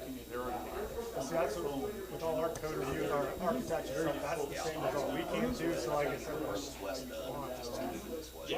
it's like, well, at least talk to us about it, give us an option. Yeah, absolutely. I do want to let you know, my dad mentioned something about a fire hydrant at the end of the road. So I talked to my buddy at Southwest Water. He said the only way to make that happen, we have a 3-inch main on 126 out of the house only 6 inches, so we'd have to pump 6 inches all the way over to our driveway, basically, my hydrant. So, would a pond help you guys out? Actually, that was another discussion I had with one of our lieutenants. He does fire hydrants for a living. And he was like, the pond or the dry hydrant would be absolutely sure. So that's what we were thinking is, since it'd be such a pain to get the hydrant out there, you know, we a little nicer one, get the paint nice. I think somebody mentioned that we had to have like an ice cream way leading up to it for your trucks and stuff. We can make that happen. No problem. Yeah, you can do that. I mean, if you ever seen a dry hydrant system, basically what they do is they tunnel in probably about 4 or 5 feet from the shoreline. They'll run the pipe out and they'll stake it in there out, and then just a white pipe or a PVC connection on it, and we can just draw right from it. So there's places I can't just change has one, and we trained on it. It works great. But I'm totally fine with that. All right, yeah. We want to do things the right way. Don't get me wrong. Like I said, if they're like putting in a pond, keeps our guys say, if you guys happy, if there ever is an issue, we're totally fine doing that. Absolutely. Okay, well, we'll start looking into that. What did you say, it's a dry hydrant system? It's called a dry hydrant. Okay. Yeah, the pipe basically just remains, it's basically we have to suction out of it. Kind of like we're using big dump tanks on the road, how we have to suction the truck. We have to suction it out. The good thing is it's already primed because it's all underwater. Okay. The big thing to just make sure when they do it is they stake that pipe down, because if we start to do suction on it, it's not staked, the whole pipe comes up out of there. Yeah, I'll start looking around, see if there's somebody who's familiar with that type of stuff. At least do that portion. Yeah. So we know how many guys can take the pond. Yeah.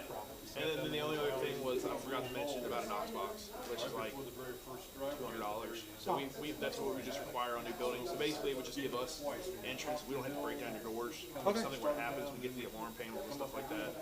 I'll bring out some brochures on that. Probably, I think I'm here on Thursday. I'll run them out on Thursday. Cool. Well, I appreciate you stopping up. Thanks again, I really appreciate it. Absolutely, no problem. You guys have any other problems, give me a call. All right, well, thank you. Thank you.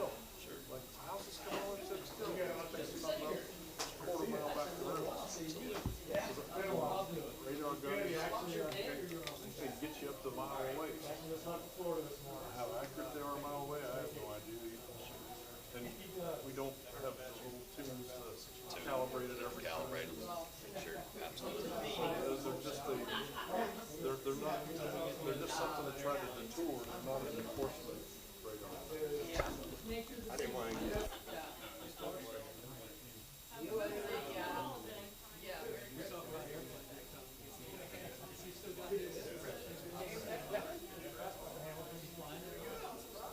Lately, he had him this summer. He was up there, it seems like every other day. Oh, yeah, he loved that. So. Well,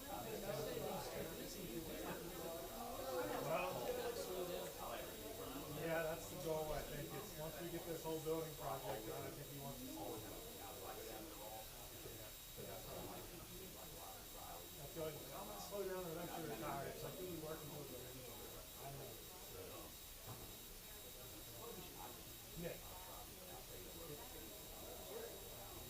Good seeing you. Merry Christmas. Thank you.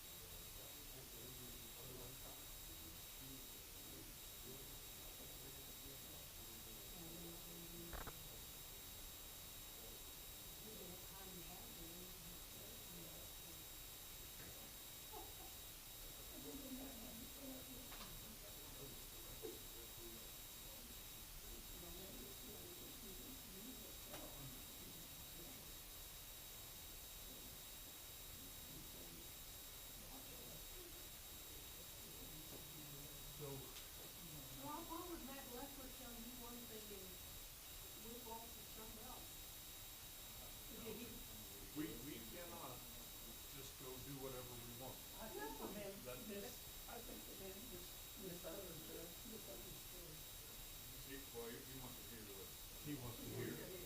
We know how that goes. We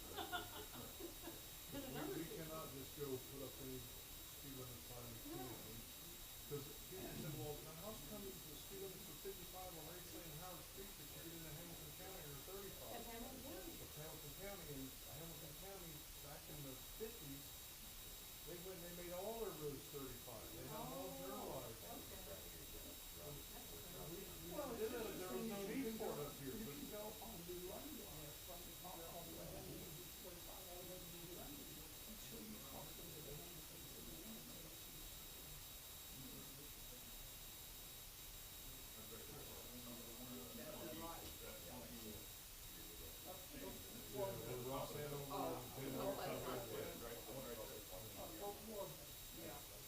But Butler County does not want to go and, the engineer's office says 45 is about as low a speed limit as they're gonna put up for price. It's like California, we'd love for it to be 35, but, well, maybe it's through road, they lowered it to 45. That's how Google Maps did it, how they ran everybody from the airport up to Miami University of California. But, 45, that's slowing you down some, and that's better than 55. Of course, the problem is people are doing 65 and 70. I was gonna say, nobody goes 45 but me.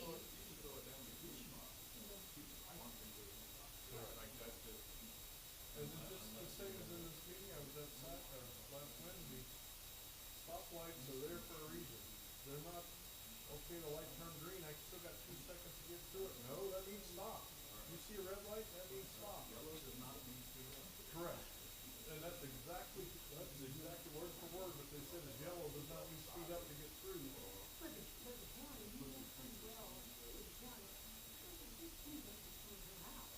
No, they're not. You know, in Germany, the lights are backwards. It goes, when I was in ninth grade, it was yellow at first to make you start to go. Yeah, it was weird. I was like, that's one thing that like still stands out for that trip.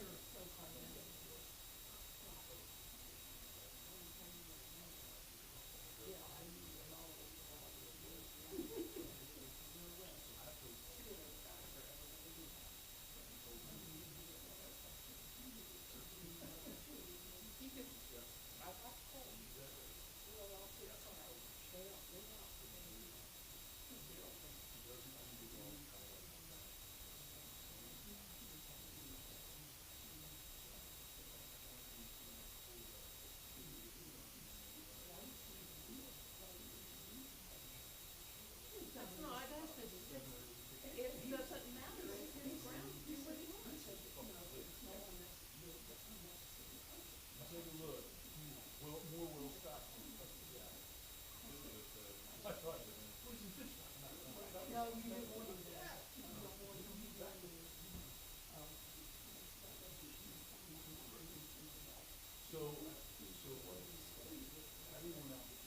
He wants to buy, he shouldn't get it. And Susan's thing was that he wanted on the away from the house, which is a possibility. But it's also true that she planned everything on the presumption that she was gonna sell you the other lot. They walked up there at the beginning because I wanted Right. a little bit. Wasn't my project, it wasn't, you were going around, but she took off further out of the angle. So we had a year. But I also know that if the dog turns a certain way, you can get your rib cage, and it's not necessarily the problem. So it's just super still. We use all the outside ways. Which people can do.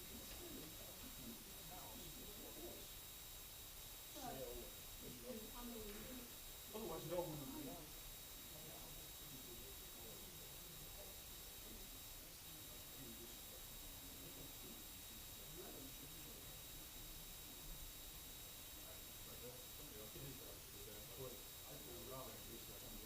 They used to, you all used to. Yeah, we used to. Yeah. I don't think so, like, I don't know, some of the meetings that you were on.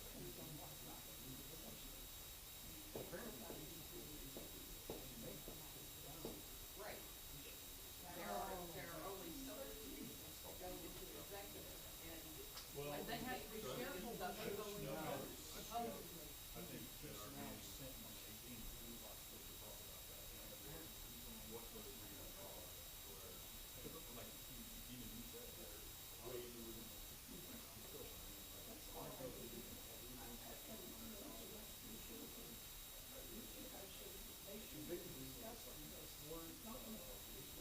But nobody says it. But they go by their, look at the record, and they do.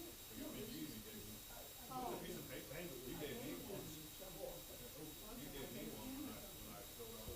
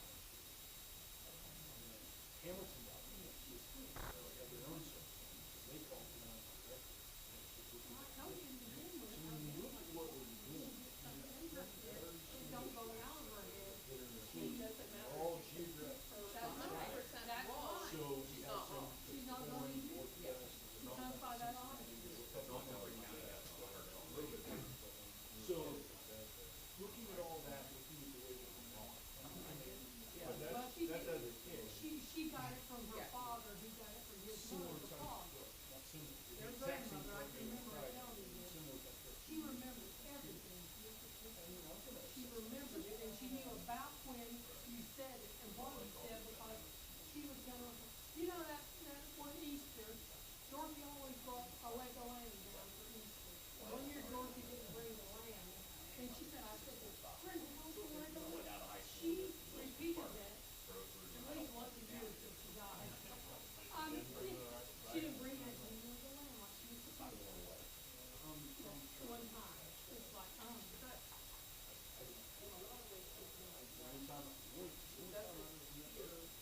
she only hears what she wants to hear.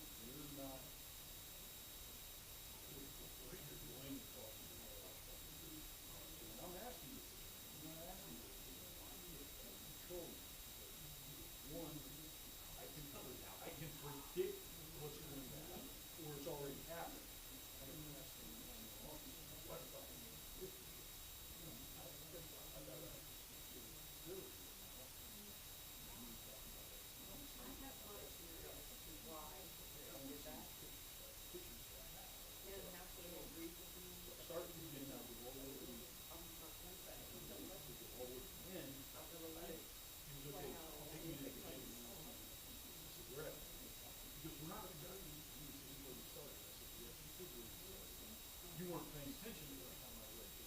So we went to the end, you said go back, and then I went through all these things. And I took my hands, I put them on top of my keyboard, and he's going on, and I said, okay, if you can just clearly explain to me what it is that you got to see, that'd be more than enough. And so he picked that up, on my shoulder, and I'm looking through really slow. He's like, you need to go faster.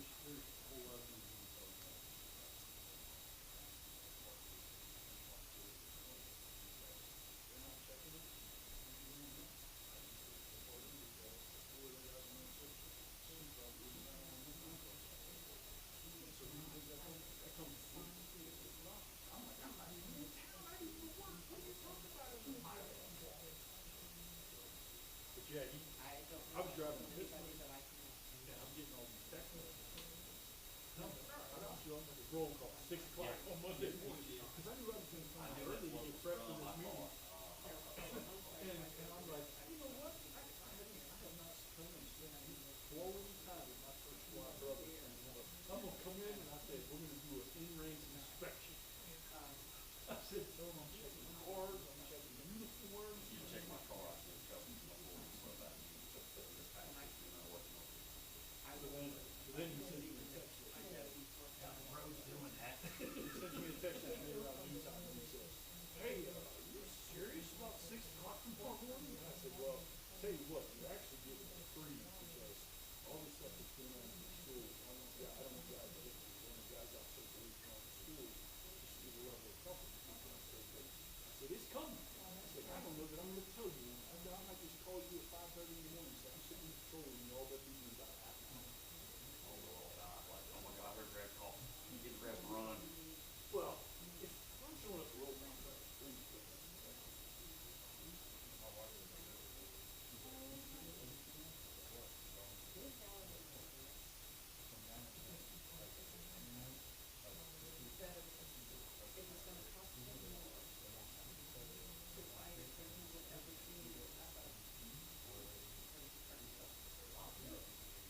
But this, when you get back, and you can spend more.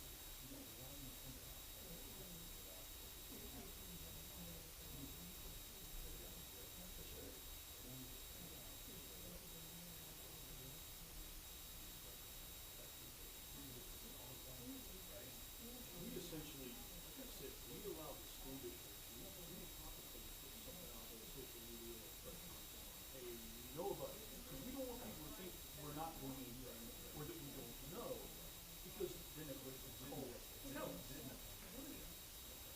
So when the school district started putting them out, they were, education service center, the director was sending me copies of different school districts were putting out. And I told my boss, look, we've got a press release ready, it's very generic, it says basically all the same things that they're saying. But the thing that I appreciated was that in all of what the school districts were putting out, they made sure to include that we were part of the long-term investigation. So that helped. And I still see, and I follow all the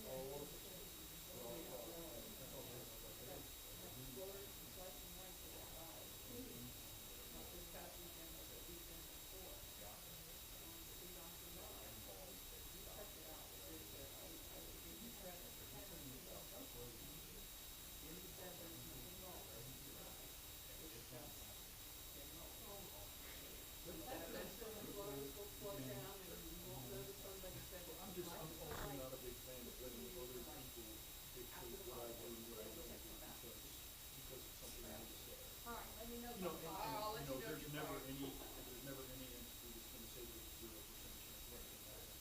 Because as soon as you do that, something's going to happen. So, like I said, I spent all day yesterday on the phone, email. My boss said overtime. They keep telling me that I'm not allowed to claim overtime because I'm a salaried employee. I said, why am I turning a time card in to see that you have to sign off? I'm not salaried. I'm getting overtime for this. So I don't have any more with me. I'll get one from him, I'll bring it out to the house. I've been out there. Well, I've been out there once. Just recently? One time about. Your wife was there, and I talked to her, and she's like, I wish she was here. I told her, and I said, Did I talk to you at the gas station? There was the other. that's the best. It might have been, I didn't catch his name, but like I talked to him and I was like, look, I did it because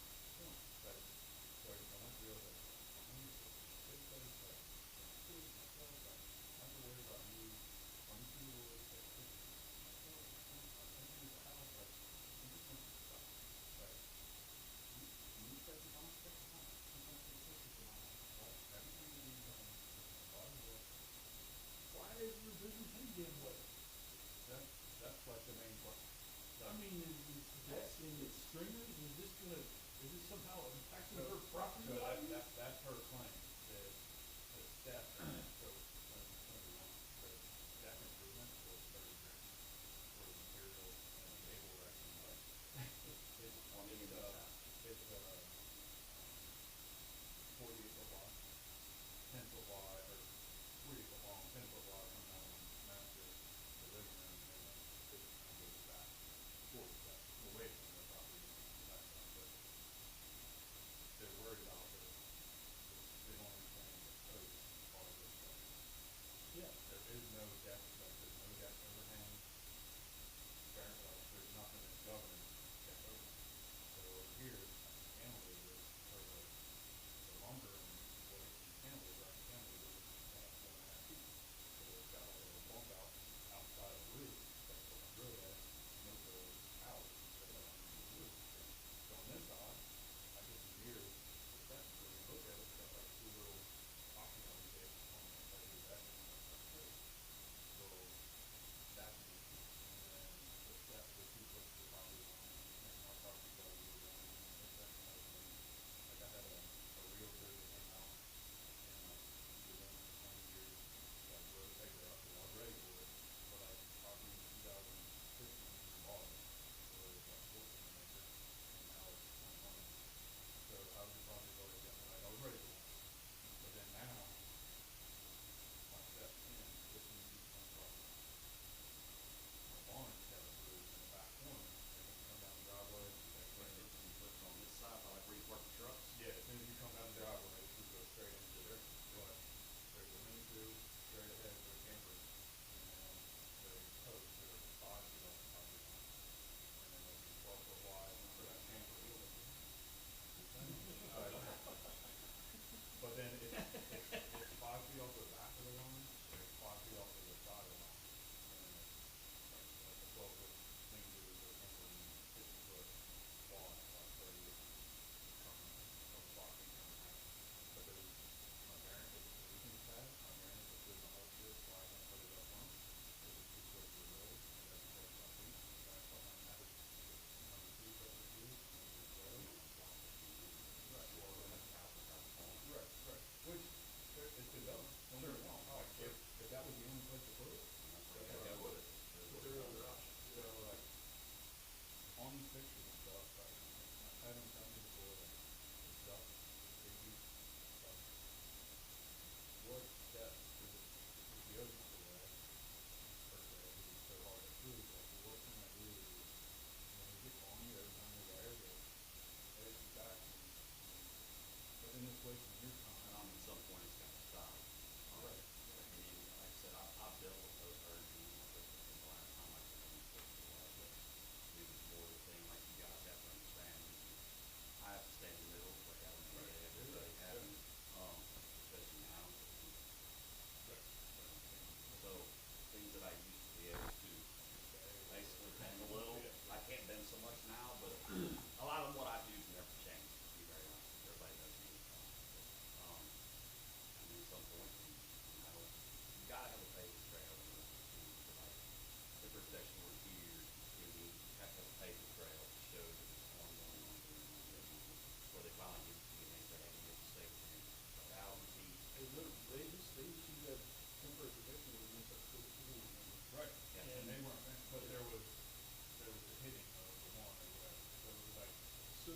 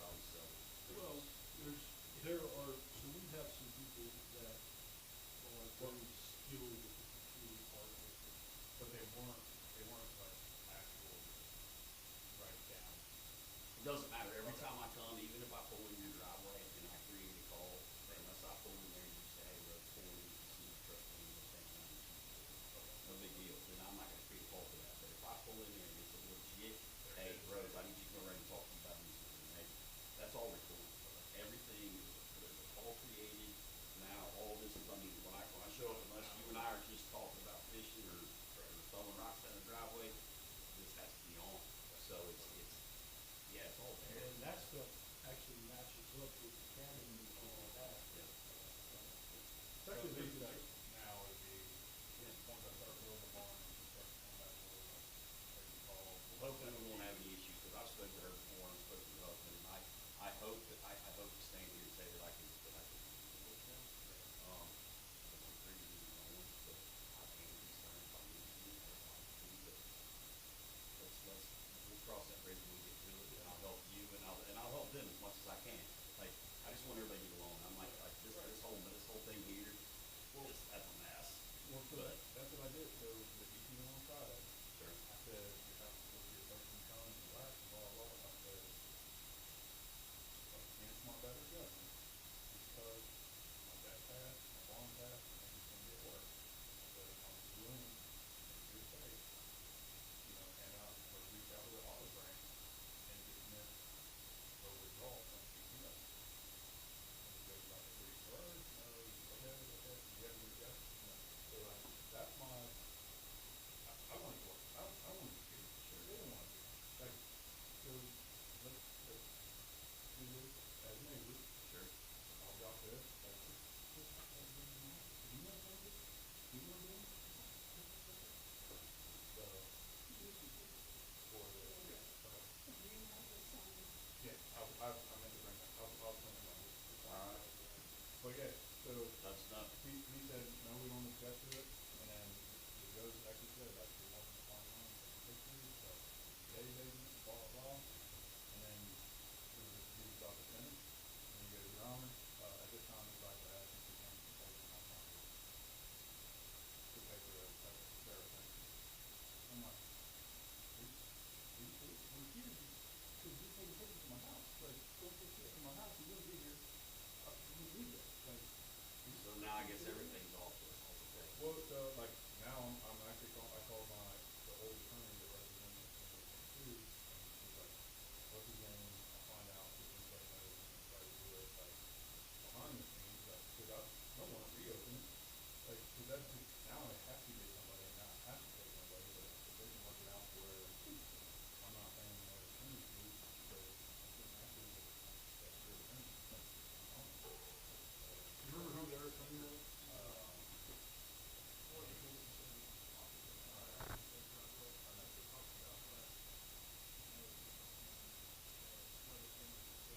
Mine for Hillary, that she's out of Tyler Williams.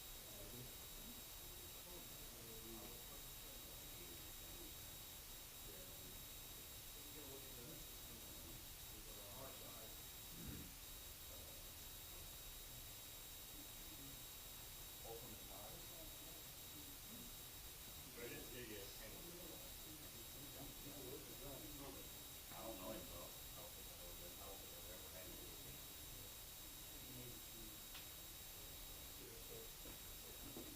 Well, hopefully Let us know. I'll try to come out and put the fire out. I'll do my best, I promise. I appreciate it. Just let me know what you guys need, okay? Yep, I'll get a picture of the car. Okay. So like. I'm gonna say I can drop one off. You can. That's fine, that's fine. Awesome, No worries. thanks, guys. Yes, sir, absolutely. Have a great day, guys. You too, sir. Thank you. You're welcome.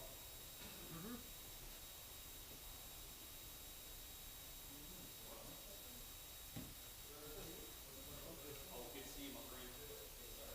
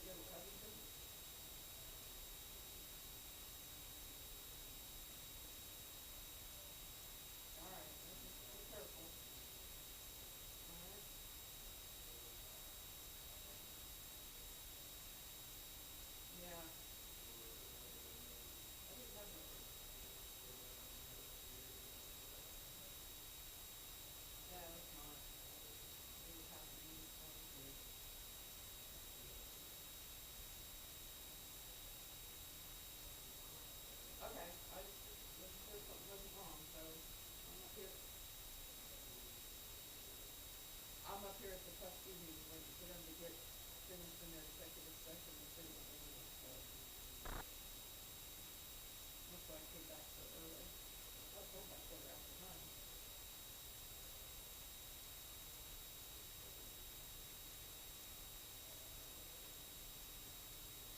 Where did you go?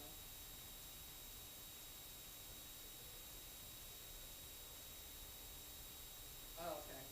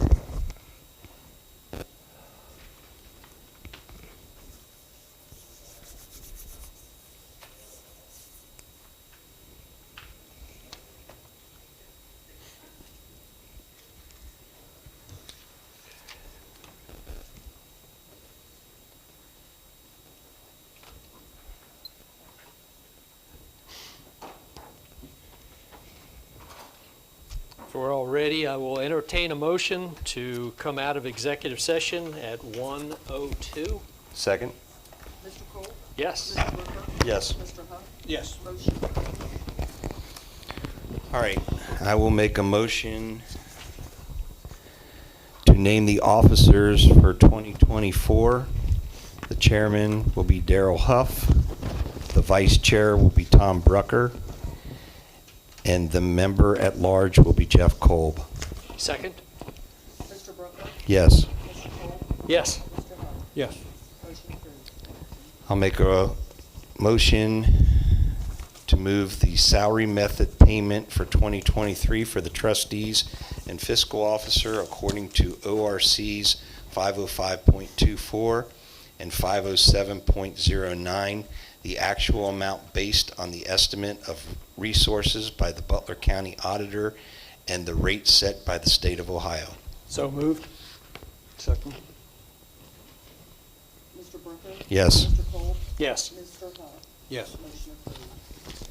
I'll make a motion to rehire the road department personnel for 2024. Rob Brem will be at the pay rate of $34 per hour, and Mark Reinhardt will be at the rate of $27.75 per hour. So moved.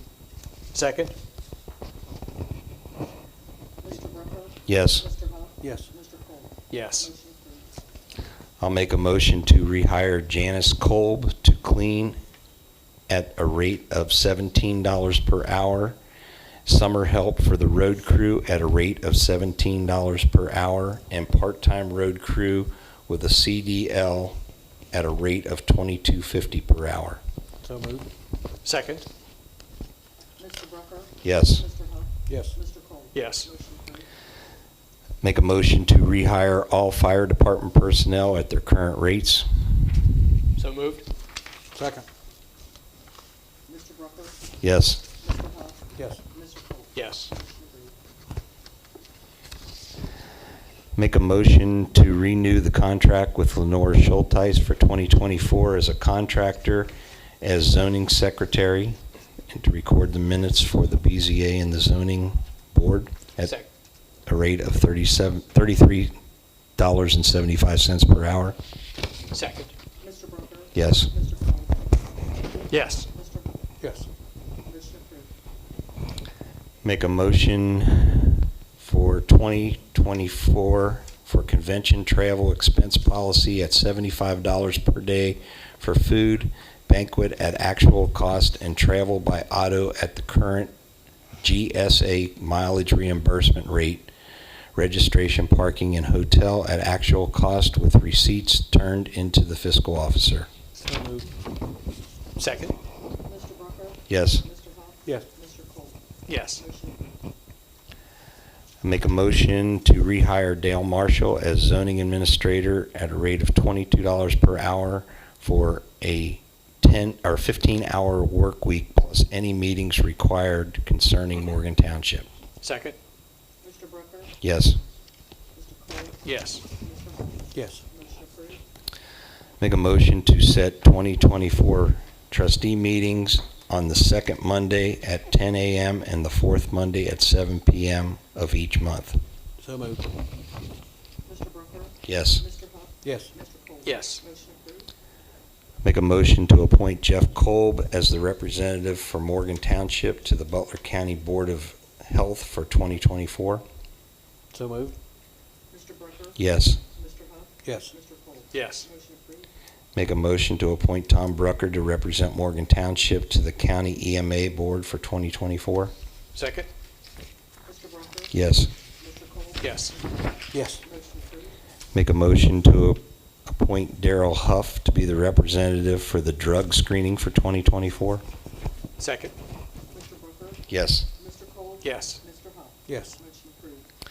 Make a motion to rehire Sandy Zimmerman to open and close community center for any events at a rate of $11 per hour. So moved. I'm sorry, not $11 per hour. $11 to open Yeah, and $11. $11 to close. Second. Mr. Brooker? Yes. Mr. Huff? Yes. Mr. Cole? Yes. Motion approved. Approve the hiring of Jeff Griffith as fire chief at a rate of $33 per hour. Second? Mr. Brooker? Yes. Mr. Cole? Yes. Mr. Huff? Yes. Motion approved. Make a motion to hire Andrew Browning as assistant fire chief at a rate of $30 per hour. Second? Mr. Brooker? Yes. Mr. Huff? Yes. Mr. Cole? Yes. Motion approved. Make a motion to hire Amy Detmer as assistant fiscal officer at a rate of $20.50 per hour, not to exceed 20 hours per week. Second? Mr. Brooker? Yes. Mr. Cole? Yes. Mr. Huff? Yes. Motion approved. Approve the employment of Chrissy Hill as a full-time Morgan Township employee to work 20 hours per week as assistant to the fiscal officer and 20 hours per week as clerical assistant to the Morgan Township Fire Department at a rate of $25 per hour. Second? Mr. Brooker? Yes. Mr. Huff? Yes. Mr. Cole? Yes. Motion approved. Make a motion to increase the rental for the community center for 2024. The front room will rent for $175 and the back room will rent for $225. Second? Mr. Brooker? Yes. Mr. Cole? Yes. Mr. Huff? Yes. Motion approved. That's all I got. We Okay. hired Chrissy back to be assistant to fiscal officer. She's assistant to the trustees. Okay. Reword that? Yes, please.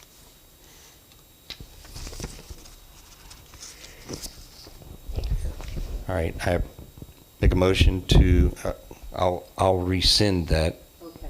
that motion. I'll make a new motion. 196. 196 will be rescinded. Do you need a roll call to rescind? Yes. Yes. I'll be second. Mr. Brooker? Yes. Mr. Cole? Yes. Mr. Huff? Yes. Motion approved. I'll make a motion to approve the appointment or employment of Chrissy Hill as a full-time Morgan Township employee to work 20 hours per week as an assistant to the trustees and 20 hours per week as a clerical assistant to the Morgan Township Fire Department at an hourly rate of $25 per hour. Second? Mr. Brooker? Yes. Mr. Cole? Yes. Mr. Huff? Yes. Motion approved. Okay, I think that concludes our business for today. I will entertain a motion to adjourn the meeting for December the 11th at 1:10. I'll make a motion to adjourn. Second? Second? Mr. Brooker? Yes. Mr. Cole? Yes. Mr. Huff? Yes. We are adjourned.